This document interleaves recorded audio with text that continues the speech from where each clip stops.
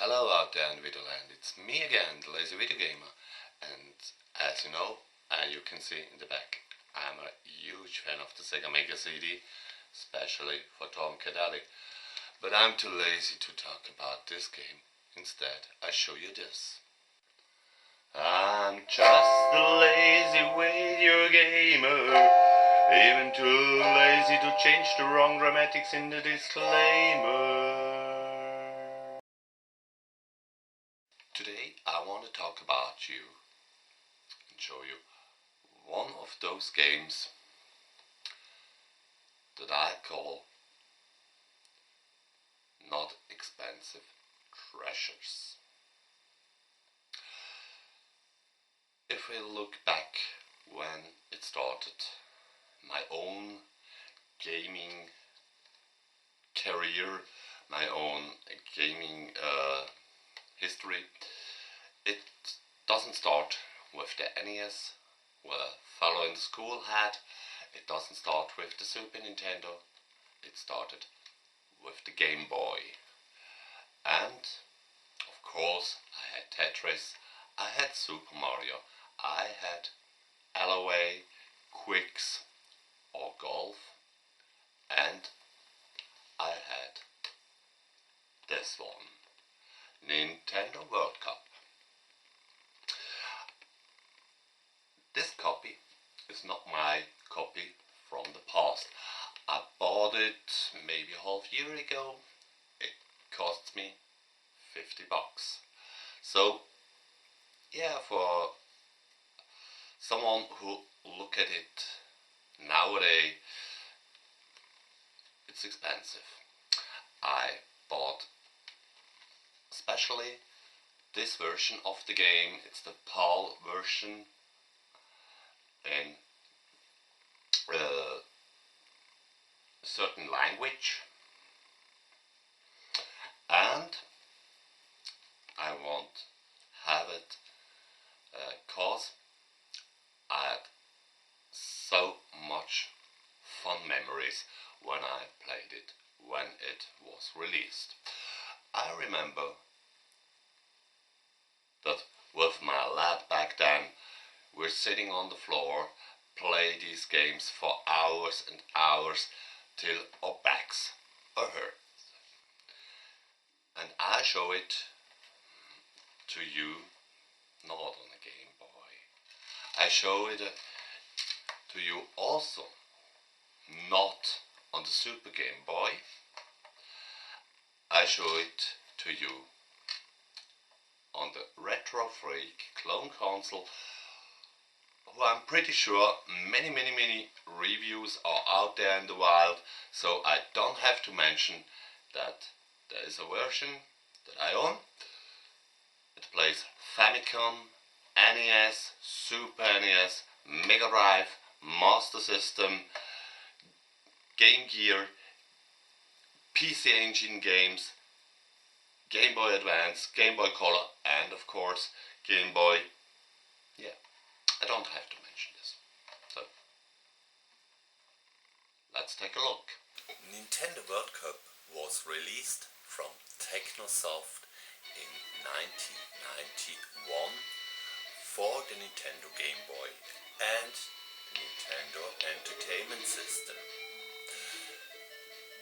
The commercials back then were famous, cause it was one of those 4-player games on the NES who came in with a 4-player console bundle.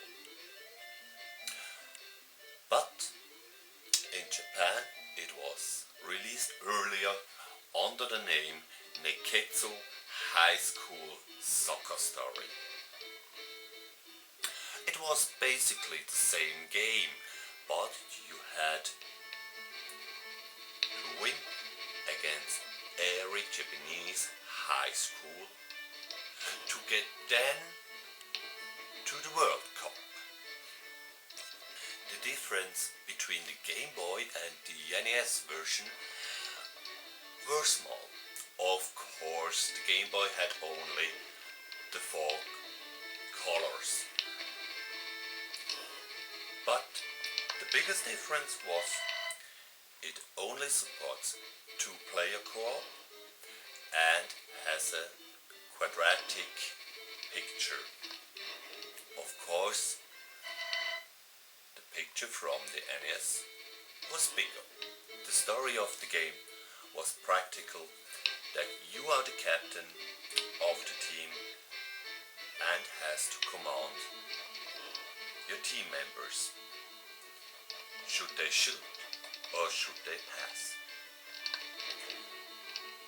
Every team had his super shot.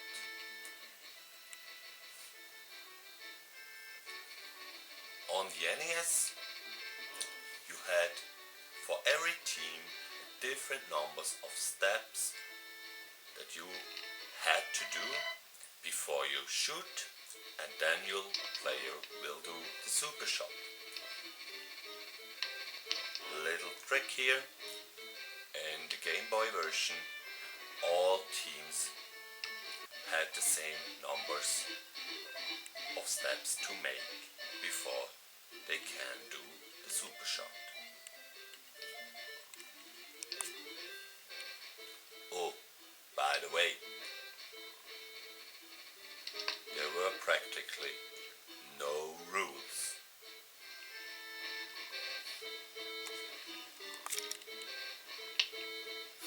What I almost forgot to mention is that characters in the game are all characters from the Kunio-kun universe, who are still very popular in Japan. Only in Western territories was the game available on the Nintendo Switch on the name Double Dragon and Kunio-kun Retro Ball Collection. They thought we don't know who Kunio-kun is.